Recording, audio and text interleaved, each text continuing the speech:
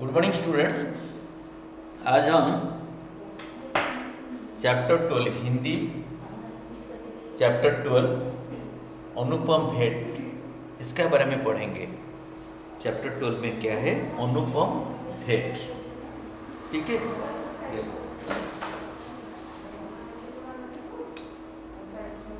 अनुपम भेंट।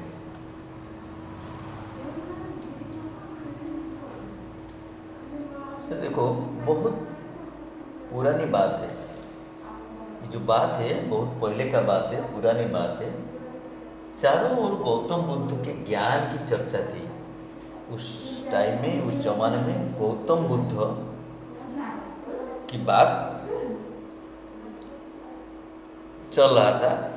गौतम बुद्ध के ज्ञान की चर्चा थी। माने गौतम बुद्ध जो ज्ञान दे रहे थे उसका वो ज्ञान का चर्चा थी। वे जहाँ भी ज्ञान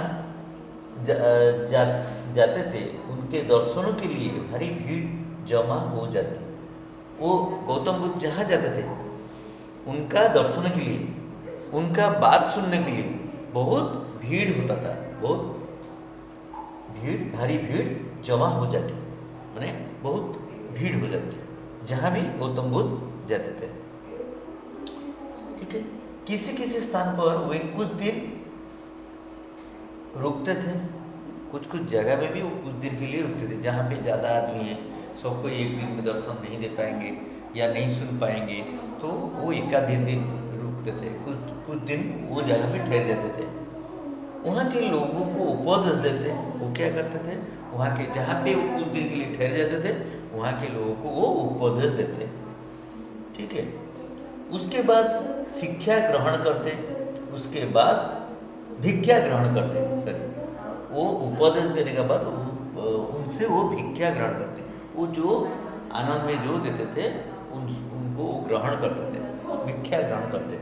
मतलब गौतम बुद्ध तो बहुत ज्ञानी थे, उनका ज्ञान का बहुत चर्चा होता था और वो जहाँ जाते थे भारी भीड़ जमा होता था। और वो कुछ कुछ जगह में कुछ दिन के लिए भी ठहर जाते थे और उपदेश देते। अच्छा, उसका बाद वो भिक्षा ग्रहण करते। भगवान बुद्ध को भिक्षा देने के लिए लोगों का तांता लग जाता, मतलब भीड़ लग जाता। तो ये भगवान बुद्ध को भगवान का रूप में सब मानते थे। तो उनको भिक्षा देने के लिए प्रबल उत्कंठा या प्रबल उत्साह दिखाई देता था, भीड़ जमता था। उसके बाद सभी श्रद्धापूर्वक उन्हें भिक्षा देने की इच्छा रखते थे। जो भिक्षा देते थे श्रद्धापूर्वक देते थे, मतलब खुशी खुशी देते थे। एक बार भगवान बुद्ध मगध के एक गांव के बाहर जंगल में ठहरे हुए थे। एक बार क्या, भगवान बुद्ध मगध जो आज बिहार है, उस जमाने में उसको मगध बोलते थे। मगध की एक गांव के बाहर के जंगल में ठहरे हुए थे। वो जंगल में ठहरते थे एक बार। ठीक है, गांव के सभी लोग उनके दर्शन के लिए उन्हें भिक्षा देने के लिए जंगल की ओर जा रहे थे। गांव का जितना भी लोग थे सबको ही वो जब मालूम हुआ कि गौतम बुद्ध गांव के बाहर का जंगल में ठहरते थे, तो उनको भिक्षा देने के लिए, उनसे उपदेश सुनने के लिए सब कोई गांव से जंगल की ओर जा रहे थे। अच्छा, राह में एक वृद्धा भिखारिन बैठी थी। राह में मतलब रास्ता में, ये है वृद्धा भिखारिन। ये भी एक भिखारिन यहाँ पे ये बैठी थी रास्ता में, राह में। उसने पूछा, आप सब कहाँ जा रहे हैं?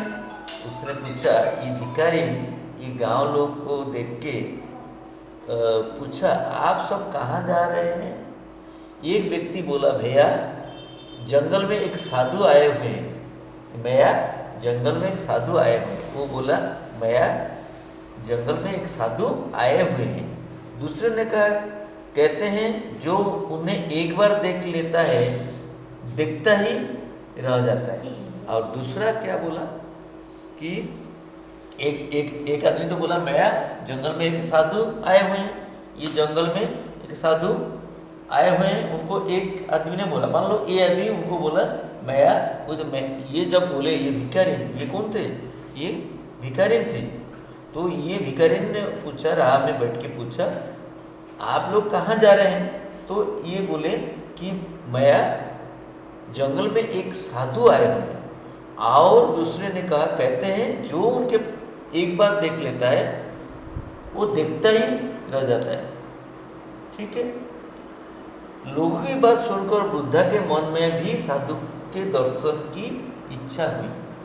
तो लोगों का बात सुनने के बाद वृद्धा के मन में भी, उनका मन में भी साधु को दर्शन के लिए इच्छा हुई। उसने कई दिनों से कुछ नहीं खाया था। वो कुछ भाई बहुत दिन से कुछ खाया नहीं था। भूखे के कारण उसका शरीर बेजान सा हो रहा था और वो भूखी थी, प्यासी थी, इसीलिए उनका शरीर बेजान सा हो रहा था। बेजान मतलब जान माने जो शरीर में जान नहीं होता है, मृतप्राय, बेजान सा हो रहा था। फिर भी हिम्मत करके वह उठी और लाठी टेकती हुई जंगल की ओर बढ़ी। फिर भी वो कुछ दिन तक खाई नहीं थी। वो शरीर बेजान सा हो रहा था, लेकिन फिर भी हिम्मत करके, साहस करके लाठी टेकती हुई जंगल की ओर बढ़ी। वो जंगल की ओर इन लोग का पीछे पीछे वो भी बढ़ी। वृद्धा मन ही मन सोचती जा रही थी, सभी लोग भेंट देने के लिए कुछ न कुछ ले जा रहे हैं, मेरे पास साधु को देने के लिए कुछ भी नहीं है। वो मन ही मन सोच रही थी कि सब कोई तो कुछ ना कुछ भेंट देने के लिए साधु को लेके जा रहा है, लेकिन मेरा पास तो कुछ नहीं, क्योंकि वो भी एक भिखारी है ना, उनके पास क्या होगा? कुछ नहीं। अचानक उसकी लाठी किसी चीज से टकराई। अच्छा, ये सोचते हुए जाते जाते उसकी लाठी किसी चीज से टकराई, कोई भी चीज में एक टकराया गया। वृद्धा ने नीचे देखा, जमीन पर एक अनार पड़ा था जिसे किसी पक्षी ने कुतर रखा था। तो वृद्धा ने देखा जो लाठी एक चीज में टकराई, और वो क्या चीज था? एक अनार था। तो जमीन पर एक अनार पड़ा था जिसे किसी ने कुतर रखा था, माने काट के खाया था, कुतरा हुआ अनार। वृद्धा ने प्रसन्न होकर अनार उठा लिया और यह भीड़ के साथ आगे बढ़ने लगी। उसकी चाल तेज हुई। तो वृद्धा क्या की, वो जो कुतरे हुए अनार पक्षी ये कुतर दिया था, तो वो अनार को, जो अनार से उनकी लाठी टकराई और वो देखे कि एक अनार गिरा है और जिसे किसी पक्षी ने कुतर रखा था या पक्षी उसको कुछ खाया था। तो वृद्धा ने प्रसन्न होकर, खुश होकर वो अनार को उठा लिया और यह भीड़ के साथ आगे बढ़ने लगी। उसकी चाल तेज हो गई। क्यों? उसका पास अभी भगवान बुद्ध को देने के लिए अनार जो आ गया, इसीलिए वो तेज होके चल रही थी। भगवान बुद्ध एक वृक्ष के नीचे बैठे थे। भगवान बुद्ध एक वृक्ष के नीचे ये बैठे थे, ये देखो। अच्छा, भगवान बुद्ध एक वृक्ष के नीचे बैठे थे। मगध नरेश बिंबिसार भगवान बुद्ध के मित्र थे। मगध का जो नरेश मतलब राजा, मगध का तत्कालीन राजा बिंबिसार वो बुद्ध के मित्र थे, बुद्धदेव का दोस्त थे। सबसे पहले वे आए, सबसे पहले वो आए, ये बिंबिसार, ये सबसे पहले आए बुद्ध के पास। उन्होंने भगवान बुद्ध को बहुत सी भूमि और अनेक भवन भिक्षा में दिया, बहुत जमीन दिया और बहुत घर दिया। भवन मतलब घर, तो राजा है ना, इसीलिए क्या दिए? बहुत भवन दिए, बहुत जमीन दिए, बहुत जमीन दिए और बहुत भवन दिए, ये प्रॉपर्टी दान की। तो मगध नरेश बिंबिसार ने भगवान बुद्ध को क्या दिए? सबसे पहले आके बहुत सी भूमि माने बहुत प्लॉट या लैंड दिए और अनेक भवन भिक्षा में दिए, अनेक घर भी दिए भिक्षा में। उनके बाद राजकुमारों सेठ साहूकार ने अनेक बहुमूल्य पदार्थ सोने चांदी के आभूषण हीरे मोती आदि प्रदान किए। अच्छा, राजा के बाद राजकुमार भी आए, उसका बाद जमींदार भी आए, साहूकार आए, सेठ आए, ये सब भी आए। तो वो लोग सब बहुमूल्य पदार्थ जैसे कि सोने चांदी हैं, आभूषण मतलब कपड़े, हीरे मोती आदि प्रदान किए, माने बहुमूल्य पदार्थ जैसे सोने चांदी हीरे मोती आभूषण ज्वेलरी, ये सारे चीज दिए। जब भी कोई व्यक्ति बुद्ध को कुछ देने आता, वे अपना दाहिना हाथ फैला देते और दर्शनार्थी उनके चरणों के जब भी कोई आते हैं बुद्ध के पास, वो क्या करते हैं, उनका दाहिना हाथ माने राइट हैंड ऐसे फैला देते हैं और दर्शनार्थी उनका चरण में ये सारे भेंट चढ़ाते हैं, जैसे भगवान को चढ़ाते हैं।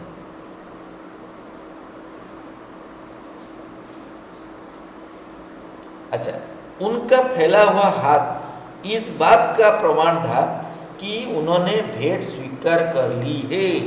हाथ को, दाहिने हाथ को ऐसे फैलाना मतलब भेंट या उपहार मैं स्वीकार कर रहा हूँ। तो भेंट स्वीकार करने का सिंबल होता है दाहिने हाथ फैलाना। उसका बाद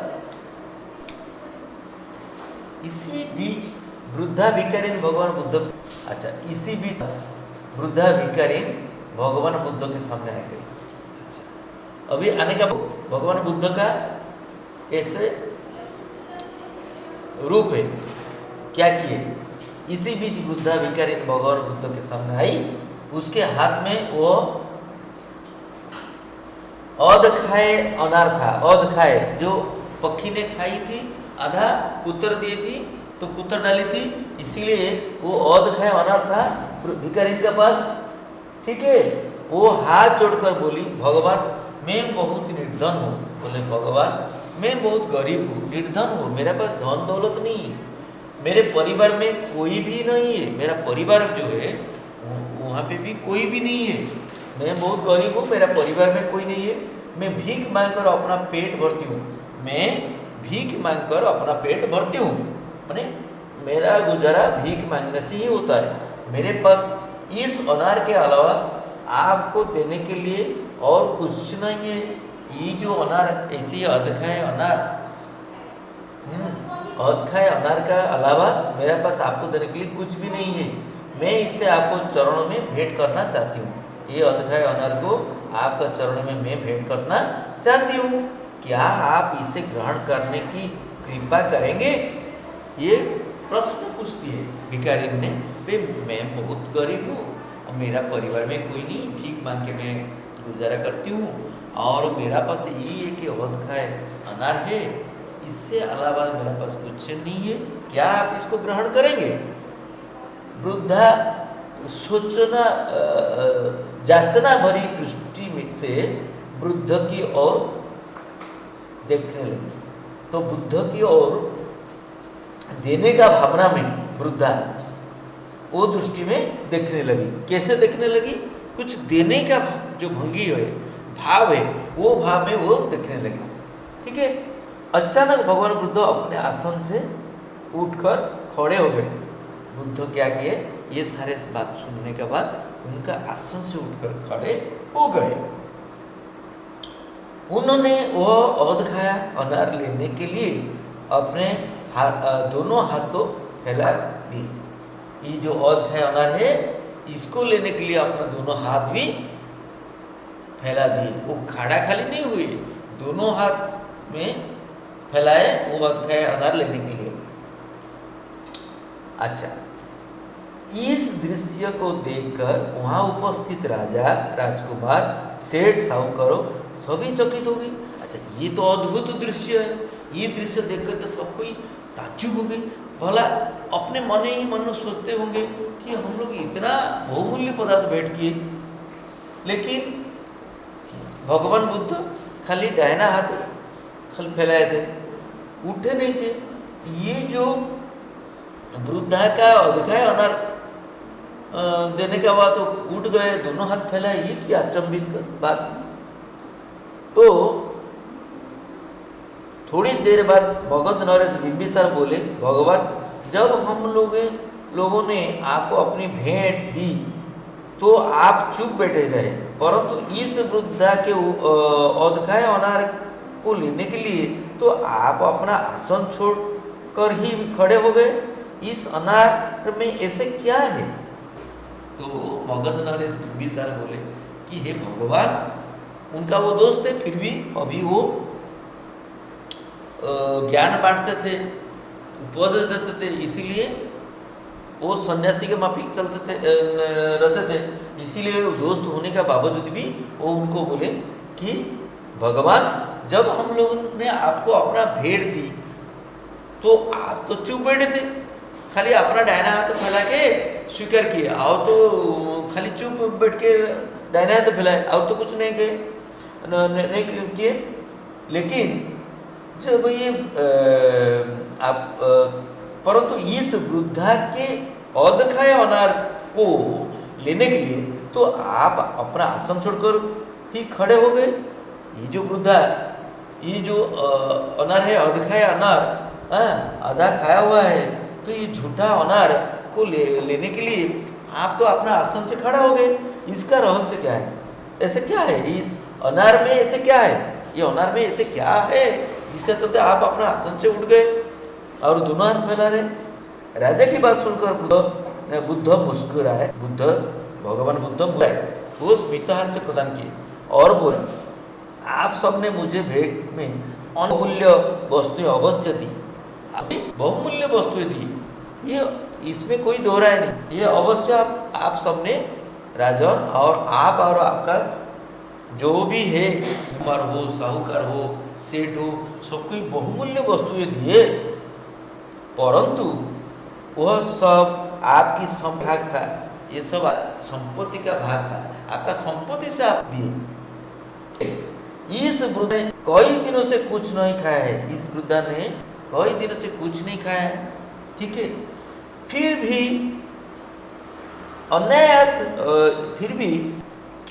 अनायास मिले इस अनार को, अनायास मीन्स हठात, अकस्मात मिले इस अनार को स्वयं न खाकर इसने मुझे भेंट कर दिया।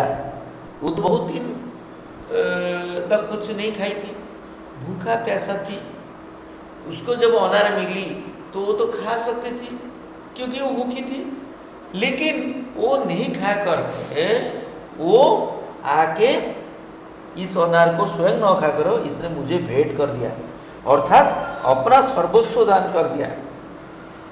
इसका पास तो कुछ नहीं था, खाली यही अनार था, ये अनार ये उनके लिए सर्वस्व था, उसको खा के वो गुजारा कर सकती थी, लेकिन वो नहीं खा करके मेरे को दिया, उनका सर्वस्व दिया। आपने अपना संपत्ति से कुछ बांट दिया, लेकिन वो अपना सब कुछ दे दिया। आप ही बताइए किसका त्याग बड़ा है ना इसकी भेंट अनुपम? राजन बुद्ध बोले, भगवान बुद्ध जी, किसका त्याग अनुपम है, किसका त्याग बड़ा है? आपका त्याग ना ये वृद्धा का त्याग? आपका तो आपका संपत्ति का कुछ हिस्सा दिए भेंट का स्वरूप, हो सकता है बहुमूल्य, लेकिन आपका संपत्ति का कुछ भाग, कुछ हिस्सा। लेकिन ये वृद्धा का तो संपत्ति ही नहीं था, वो कई दिन से भूखा पैसा थी, लेकिन वो जो चीज उनको अनायास से मिला, ये अनार, अधका अनार, वो खूब खा सकती थी, लेकिन तो नहीं खा के ये सारे के सारे जो एक अनार को मेरे को भेंट चढ़ाया। तो ये पूरा सर्वस्व दान की, तो इनका दान बड़ा हुआ है ना, उसकी भेंट अनुपम। यार इसकी जो भेंट अनुपम है, क्या अनुपम मतलब बहुत अतुलनीय। तो ये बोले, तो ये जो इसको, इसीलिए ये जो चैप्टर का नाम है अनुपम भेंट। जो भेंट किसने नहीं दी थी ऐसे माफी भेंट, वही भेंट ने वृद्धा भिखारी ने दिए भगवान बुद्ध को, और ये उनके लिए सबसे बड़ा भेंट है। तो इसको ये बोले अनुपम भेंट है।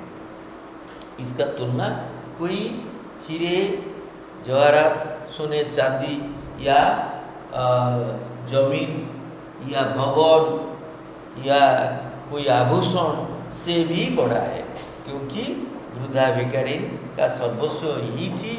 उसको खा के अपना भूख मिटा सकती थी, लेकिन वो नहीं खा के मेरे को दान की। तो इनका ये था सर्वस्व दान।